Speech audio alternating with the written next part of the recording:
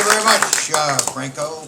Is this close enough? Good morning.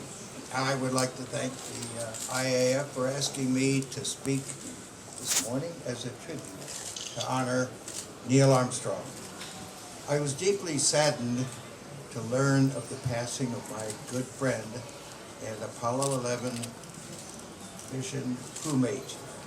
As mission commander, Neil was the symbol of this remarkable mission, and it never occurred to me that he might be the first one to pass.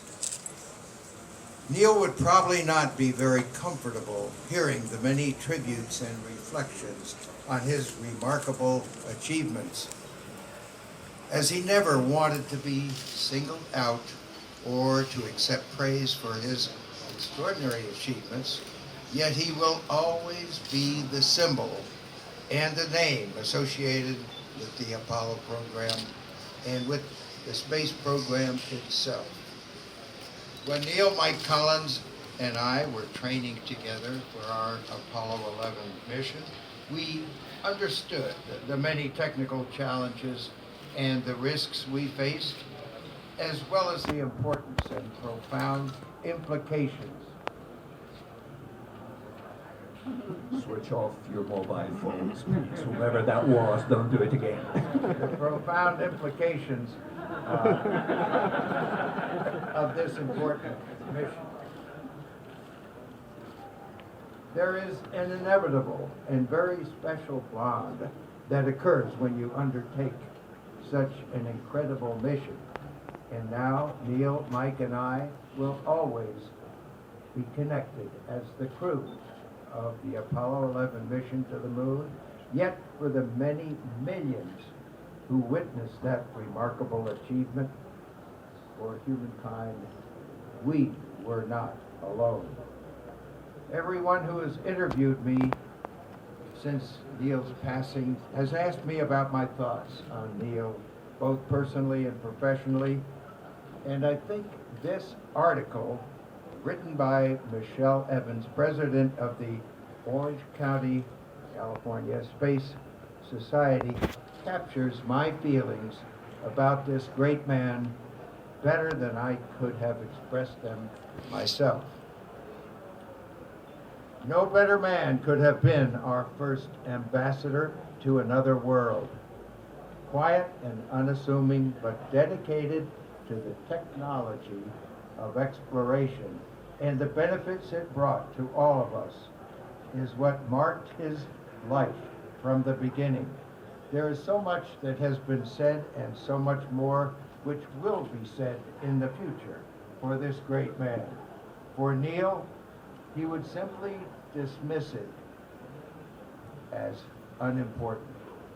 When asked about his achievements, he made sure to always give credit to all those who made his flights possible, without whom nothing he did meant a thing. He could have capitalized on being the first man to the moon, on the moon, but never did so because of that simple understanding that he did not do it alone. Nonetheless, he was the commander of Apollo 11, the one human being who did actually bring Eagle in for a safe landing at Mare Tranquillitatis. Only 5 other moon flight commanders have ever repeated his task, but he will forever be the first and the best. Neil touched the lives of all of us in some fashion. Godspeed, Neil Armstrong.